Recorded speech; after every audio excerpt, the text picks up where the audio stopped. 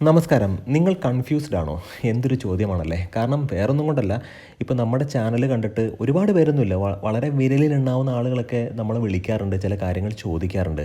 പക്ഷേ അങ്ങനെ കുറേ ആളുകൾ വിളിക്കുകയും ചോദിക്കുകയൊക്കെ ചെയ്യുമ്പോഴത്തേക്കും അവർ പറയുന്നൊരു കാര്യം, ഞാൻ മൊത്തത്തിൽ കൺഫ്യൂസ്ഡ് ആണ്, ഒരു വാഹനം വാങ്ങാനായിട്ട് ആലോചിച്ചു, പക്ഷേ ഏത് വാഹനം വാങ്ങണം, ഏത് മോഡൽ വാങ്ങണം, ഏത് വേരിയൻറ്റ് വാങ്ങണം, എത്ര പ്രൈസ് റേഞ്ച്, ഇനി പുതിയ വാഹനം ഇറങ്ങാൻ പോകുന്നുണ്ടോ, ഇലക്ട്രിക്കിലേക്ക് ഷിഫ്റ്റ് ചെയ്യണമോ, CNG വാഹനമോ വാങ്ങണമോ, അത് മാത്രമല്ല ഇനി വരാൻ പോകുന്ന ഡീസൽ വാഹനങ്ങൾ ബാൻ ചെയ്യുമോ, ഇനി ഡീസൽ വാങ്ങിച്ചു കഴിഞ്ഞിട്ടുണ്ടെങ്കിൽ അത് ഉപകാരത്തിൽ പെടുമോ, അത് മാത്രമല്ല പെട്രോൾ മേടിച്ചിട്ടുണ്ടെങ്കിൽ ഇനി അതും ബാൻ ചെയ്യുമോ, മാത്രമല്ല ഫ്യൂച്ചർ എന്ന് പറയുന്നത് ഇലക്ട്രിക് ആണ്, എന്ത് ചെയ്യണമെന്ന് മൊത്തം കൺഫ്യൂഷനാണ്. കാരണം ഇത്രമേൽ കൺഫ്യൂസ്ഡ് ആകുന്ന ഒരു അവസ്ഥ വേറെ ഇല്ല എന്നാണ് പറയുന്നത്. പക്ഷേ നമ്മൾ അവരുടെ ഒരു ആംഗിളിൽ നിന്ന് ചിന്തിക്കുകയാണെന്നുണ്ടെങ്കിൽ തീർച്ചയായിട്ടും കൺഫ്യൂസ്ഡ് ആയിപ്പോവും. കാരണം എന്താണെന്ന് വെച്ച് കഴിഞ്ഞാൽ ഇപ്പം ഇൻ്റർനെറ്റ് മൊത്തം നമ്മൾ, അല്ലെങ്കിൽ യൂട്യൂബ് പോലെയുള്ള മാധ്യമങ്ങളൊക്കെ അതൊക്കെ ഒരുപാട് ഉപകാരപ്രദമാകുന്നുണ്ട്. നമ്മളത് തുറന്ന് നോക്കുമ്പോഴത്തേക്കും നമ്മൾ കാണുന്ന എന്താണ്, കാരണം നമ്മളൊരു സെഗ്മെൻറ്റ് വാഹനം വാങ്ങാൻ ആഗ്രഹിച്ചു കഴിഞ്ഞാൽ ഉടനെ തന്നെ അടുത്ത വീഡിയോ വരികയാണ്. നമ്മളും അതിനകത്തൊക്കെ ചില ഭാഗവത്താകുന്നുണ്ട്, അത് തീർച്ചയാണ്. പക്ഷേ എന്നാൽ പോലും അടുത്തൊരു വാഹനം വരാൻ പോവുകയാണ് എന്ന് പറയുമ്പോഴത്തേക്കും നമ്മൾ വെയിറ്റ് ചെയ്യണമോ, നമ്മൾ വാങ്ങുന്ന വാഹനം ഔട്ട്ഡേറ്റഡ് ആയി പോകും. ഫോർ എക്സാമ്പിൾ ഇപ്പോൾ ഹ്യുണ്ടായുടെ വാഹനങ്ങളൊക്കെ നോക്കുകയാണെന്നുണ്ടെങ്കിൽ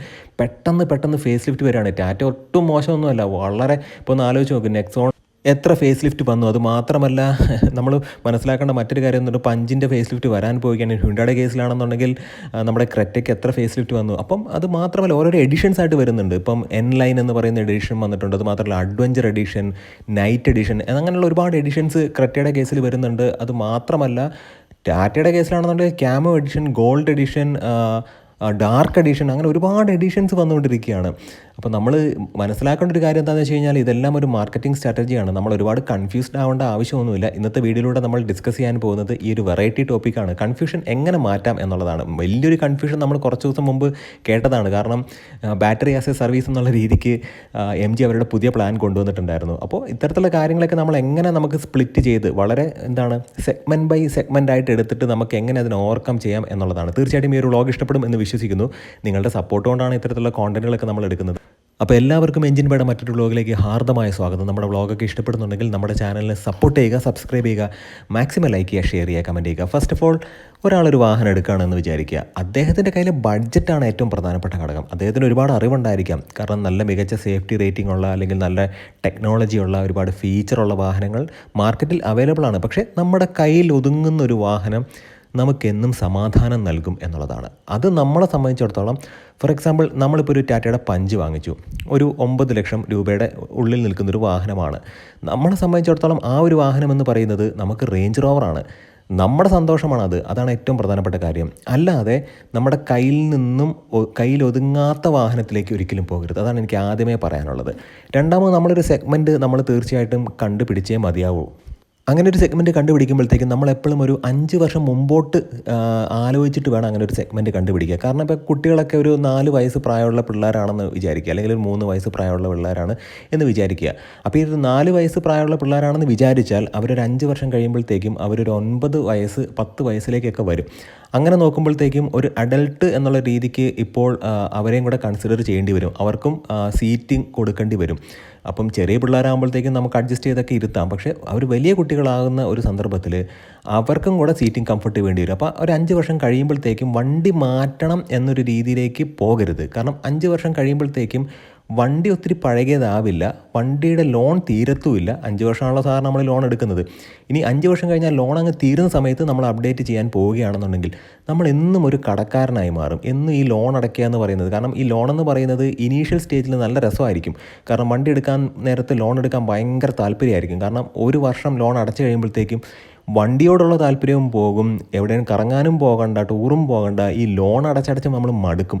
ഇനീഷ്യൽ സ്റ്റേജിലെല്ലാം സംഭവിക്കുന്നത് എന്താണെന്ന് വെച്ച് കഴിഞ്ഞാൽ ഈ അടയ്ക്കുന്ന ലോണിൻ്റെ ആദ്യ ഘട്ടങ്ങളിലെല്ലാം പോകുന്നത് പലിശയിലേക്കാണ്. നമ്മൾ അത് മനസ്സിലാക്കണം. പക്ഷേ വാഹനം ഒരു ആഗ്രഹമാണ്, ലൈഫ് ഒന്നേ ഉള്ളൂ. നമുക്കൊരു ആഗ്രഹം ഉണ്ടെന്നുണ്ടെങ്കിൽ നമ്മൾ അന്തസ്സായിട്ട് ജോലി എടുത്തിട്ട് നമ്മുടെ ആഗ്രഹങ്ങൾ സാധിക്കണം എന്നുള്ളൊരു കാഴ്ചപ്പാടിലാണ്. പിന്നെ നമ്മൾ ഇതെല്ലാം ഒരു ദൈവത്തിൻ്റെ അനുഗ്രഹമായിട്ട് നമുക്ക് കാണണം. കയ്യിൽ മൊത്തം പണം വെച്ചിട്ട് നമ്മൾ വണ്ടി വാങ്ങാൻ ആഗ്രഹിച്ചാൽ പോലും ചിലപ്പോൾ അതൊക്കെ സാധിക്കാത്തൊരവസ്ഥയൊക്കെ ഉണ്ടായിരിക്കും. അപ്പോൾ തീർച്ചയായിട്ടും നമ്മൾ ഈ ഘടകങ്ങളെല്ലാം ഒരുമിച്ച് വരുമ്പോഴാണ് ഒരാളൊരു വാഹനം വാങ്ങിക്കുക എന്നുള്ളത്. അത് മാത്രമല്ല, അപ്പോൾ നമ്മൾ അങ്ങനെ ഒരു 5 വർഷം കഴിയുമ്പോഴത്തേക്കും പെട്ടെന്ന് അപ്ഗ്രേഡ് ചെയ്യുക എന്നുള്ള രീതിയിലേക്ക് ചിന്തിക്കരുത്. ഇനി അതിനുള്ള സാമ്പത്തിക ശേഷിയുള്ള ആൾക്കാർക്ക് അങ്ങനെ ചിന്തിക്കാം കേട്ടോ. പക്ഷേ എൻ്റെ ഒരു കാഴ്ചപ്പാടിലൊരു വാഹനം മിനിമം ഒരു 10 വർഷമെങ്കിലും ഉപയോഗിച്ചിരിക്കണം തീർച്ചയാണ്. അപ്പോൾ ആ ഒരു 10 വർഷത്തേക്ക് ഉപയോഗിക്കാനുള്ള ഒരു വണ്ടി എന്നുള്ള രീതിക്ക് കണ്ടിട്ട് വേണം നമ്മളൊരു വാഹനം വാങ്ങാനുള്ളത്. അപ്പോൾ നമ്മൾ മനസ്സിലാക്കേണ്ട ഒരു കാര്യം, ചിലപ്പോൾ അതൊരു ചെറിയ കാറായിരിക്കാം അല്ലെങ്കിൽ ഒരു വലിയ കാറായിരിക്കാം, ഏത് വാഹനമാണെന്നുണ്ടെങ്കിലും നിങ്ങൾ വാങ്ങിക്കുന്ന കാറ് അതാണ് നിങ്ങളുടെ ദ ബെസ്റ്റ് കാർ എന്ന് പറയുന്നത്. മറ്റുള്ളവരെന്തും പറഞ്ഞോട്ടെ, നിങ്ങളുടെ കൈക്കുമ്പിളിൽ നിൽക്കുന്ന ബഡ്ജറ്റുള്ളൊരു വാഹനം, ആ വാഹനം നിങ്ങൾ എങ്ങനെയാണ് വാങ്ങിയതെന്ന് ആരെങ്കിലും ചിന്തിക്കുമോ? ഒരിക്കലും ചിന്തിക്കില്ല. നിങ്ങളെ ക്രിട്ടിസൈസ് ചെയ്യാനും അല്ലെങ്കിൽ ഇതിനേക്കാൾ വലിയ വാഹനം വാങ്ങാമായിരുന്നല്ലോ, എന്തിനാണ് ഈ വാഹനം വാങ്ങിയത്, പോസിറ്റീവായിട്ട് സംസാരിക്കുന്ന ആളുകൾ ഇപ്പോൾ വളരെ കുറവാണ്. എന്നാൽ അങ്ങനെയുള്ള ആളുകൾ ഇപ്പോഴും നിലനിൽക്കുന്നുണ്ട്. അപ്പോൾ നമുക്ക് കാര്യത്തിലേക്ക് വരാം. അപ്പോൾ രണ്ടാമത്തെ കേസ് എന്ന് പറയുന്നത്, നിങ്ങൾ മാക്സിമം ലോൺ ഒഴിവാക്കിയിട്ട് വാങ്ങാൻ ശ്രമിക്കുക. ലോൺ എന്ന് പറയുന്ന സംഭവം നമുക്ക് എന്നും ഒരു തലവേദനയാണ്. അപ്പോൾ ഈ കൺഫ്യൂഷനകത്ത് പ്രധാനമായിട്ടും വരുന്ന ഒരു ഘടകം എന്ന് പറയുന്നത്, ഏത് വാഹനം വാങ്ങണം. ഒന്നിനൊന്ന് മികച്ച വാഹനങ്ങളാണിത് ഇപ്പോൾ ഇറങ്ങുന്ന എല്ലാ വാഹനങ്ങളും. നമ്മൾ മനസ്സിലാക്കേണ്ട ഒരു കാര്യം, പണ്ടൊക്കെ ആണെന്നുണ്ടെങ്കിൽ ചില വാഹനങ്ങൾ ഒന്നിനും കൊള്ളില്ല, മെക്കാനിക്കലി പ്രോബ്ലം ഉള്ള വാഹനങ്ങളായിരിക്കും. ഇന്നിപ്പോൾ അങ്ങനെയല്ല, എല്ലാ വാഹനങ്ങളും ഒന്നിനൊന്നും മെച്ചം വാഹനങ്ങൾ തന്നെയാണ്. അപ്പോൾ അതിൽ നിന്ന് ഏറ്റവും നല്ല വാഹനങ്ങൾ എങ്ങനെ സെലക്ട് ചെയ്യാമെന്ന് ചോദിച്ചാൽ അത് നമ്മുടെ റിക്വയർമെൻ്റ് ആണ്. അപ്പോൾ നമ്മുടെ റിക്വയർമെൻ്റ് എന്ന് പറയുന്നത്, നമ്മൾ ഇനിയിപ്പം എൻ്റെ ഒരു പ്രധാനപ്പെട്ട സജഷൻ എന്ന് പറയുന്നത്, കൂടുതൽ സെഡാൻ കാറുകളേക്കാൾ നല്ലത് നമ്മുടെ സാഹചര്യത്തിൽ SUVകൾ തന്നെയാണ്. ഇപ്പോൾ കോമ്പാക്റ്റ് SUV ആണോ, മൈക്രോ SUV ആണോ, അങ്ങനെയുള്ള അതായത് കുറച്ച് ഗ്രൗണ്ട് ക്ലിയറൻസ് ഉള്ള SUV എന്ന് വിളിക്കുന്ന സ്വീഡോ SUVകളാണ് ഇവയെല്ലാം. അപ്പോൾ അങ്ങനത്തെ കാറ് വാങ്ങുന്നതാണ് ഏറ്റവും നല്ലത്. കാരണം ഇപ്പോൾ നമ്മൾ പ്രാക്ടിക്കലി വിചാരിക്കുകയാണ്, ഇപ്പോൾ പ്രാക്ടിക്കലി നമ്മൾ ചിന്തിക്കുകയാണെന്നുണ്ടെങ്കിൽ, നമ്മൾ ഈ വാഹനം കൊണ്ട് പോകുമ്പോഴത്തേക്കും ചിലപ്പോൾ നമ്മളൊരു ബന്ധു വീട്ടിൽ പോകുകയാണെന്നുണ്ടെങ്കിൽ ഇടുങ്ങിയ റോഡിലൂടെ കയറി പോകേണ്ടി വരും. ചിലപ്പം നമ്മൾ ഉദ്ദേശിക്കുന്ന രീതിയിലായിരിക്കില്ല റോഡിൻ്റെ അലൈൻമെൻറ്റ്. ചിലപ്പോൾ ഹമ്പുകളുണ്ടായിരിക്കും. നമ്മുടെ ഇവിടുത്തെ ഹമ്പുകളും അതുമാത്രമല്ല, ചിലപ്പോൾ ഒരു വീട്ടിലേക്ക് കയറുന്ന സ്ഥലത്ത് ഈ ഗേറ്റിൻ്റെ അവിടെ എല്ലാം കോൺക്രീറ്റ് ഉയർത്തിയൊക്കെ വെച്ചിരിക്കും. അപ്പോൾ അങ്ങനെയുള്ള സ്ഥലങ്ങളിലെല്ലാം അടിമുട്ടും എന്നുള്ള കാര്യം 100% ഉറപ്പാണ്. കാരണം നമ്മൾ ഏതെങ്കിലും ഒരു വീട്ടിലേക്ക് വരുമ്പോഴത്തേക്കും ഒരു 100 മീറ്റർ അകലെ വണ്ടി ഇട്ടിട്ട് ആരെങ്കിലും നടന്നു പോകുമോ? ഒരിക്കലുമില്ല, അത് ആരും സമ്മതിക്കില്ല. അപ്പോൾ വീട്ടിലേക്ക് നിർബന്ധിച്ച് കയറ്റി അവിടെ അടി ഇടിച്ച് എന്തെങ്കിലുമൊക്കെ പ്രശ്നം തീർച്ചയായിട്ടും ഉണ്ട്. അപ്പോൾ അതുകൊണ്ട് തന്നെ ഞാനതൊരു എക്സാമ്പിൾ എന്നുള്ള രീതിക്ക് പറഞ്ഞതേ ഉള്ളൂ. അത് മാത്രമല്ല, നല്ല ഒന്നാന്തരം റോഡുകളാണ് നമുക്കുള്ളത്. ടാക്സ് നന്നായിട്ട് മേടിക്കുന്നതുകൊണ്ട് നല്ല രീതിക്കുള്ള നല്ല ഗട്ടറുകളുള്ള നല്ല അടിപൊളിയായിട്ട് പാച്ച് വർക്ക് ചെയ്തിട്ട് നല്ല കുലുക്കം തരുന്ന നല്ല രീതിക്കുള്ള റോഡുകളാണ് നമുക്കുള്ളത്. അപ്പോൾ അതൊക്കെ തരണം ചെയ്യണമെന്നുണ്ടെങ്കിൽ നമ്മൾ അതിന് മുകളിൽ ചിന്തിക്കണം. അതായത് അത്യാവശ്യം ഗ്രൗണ്ട് ക്ലിയറൻസ് ഉള്ള നല്ല സസ്പെൻഷനുള്ള ഒരു വാഹനം വാങ്ങിക്കുക എന്നുള്ളതാണ്. അത് മാത്രമല്ല, നിങ്ങൾക്ക് അധികം ഓട്ടമില്ലെന്നുണ്ടെങ്കിൽ നിങ്ങൾ തീർച്ചയായിട്ടും ഡീസൽ വാഹനത്തിലേക്ക് പോകാതിരിക്കുക.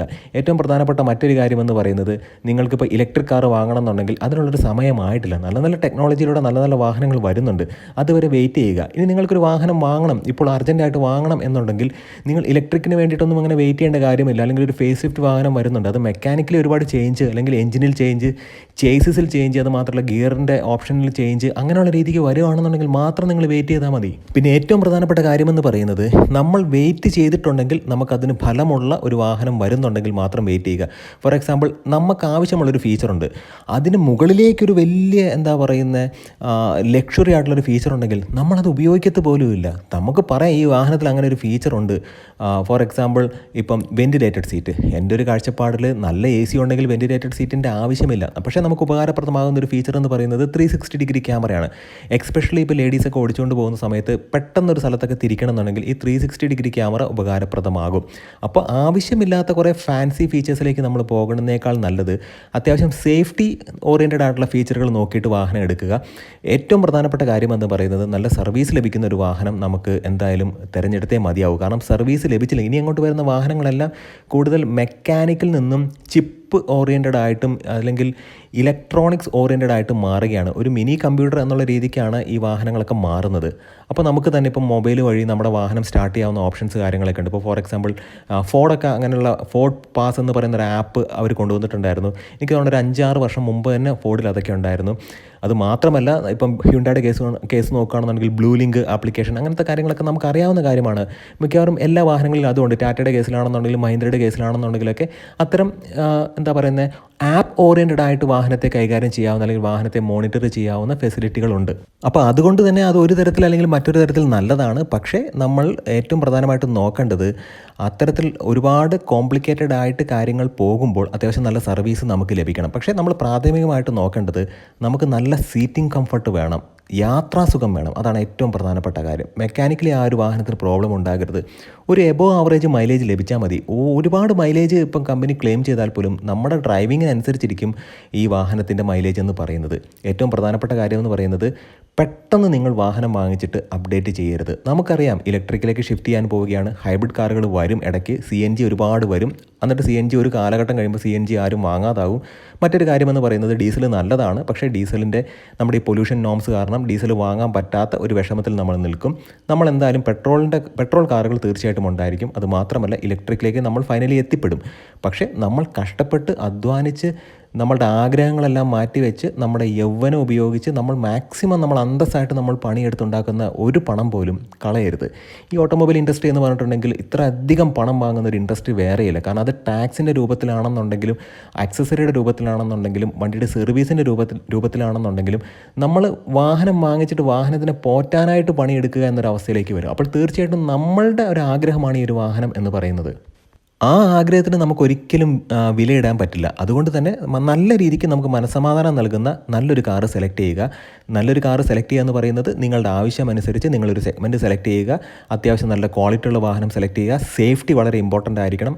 ഒരു എബോവ് ആവറേജ് മൈലേജ് ലഭിക്കുക. നല്ല ഗ്രൗണ്ട് ക്ലിയറൻസ് ഉള്ളൊരു വാഹനം ലഭിക്കുക. ഏറ്റവും പ്രധാനപ്പെട്ട കാര്യമെന്ന് പറയുന്നത് നിങ്ങൾ പെട്ടെന്ന് അപ്ഡേറ്റ് ചെയ്യാത്ത രീതിയിൽ ഒരു 10 വർഷം ഉപയോഗിക്കുക എന്നൊരു കാഴ്ചപ്പാടിൽ ഒരു വാഹനം വാങ്ങുക. തീർച്ചയായിട്ടും നമ്മൾ മനസ്സിലാക്കേണ്ട ഒരു കാര്യം, പെട്ടെന്ന് തന്നെ ചാടി കയറിയിട്ട് ഒരുപാട് പേര് ഇലക്ട്രിക് സ്കൂട്ടറിൽ വാങ്ങിച്ചിട്ടുണ്ട്. ഇപ്പോൾ അവരുടെ അവസ്ഥ എന്താണ്?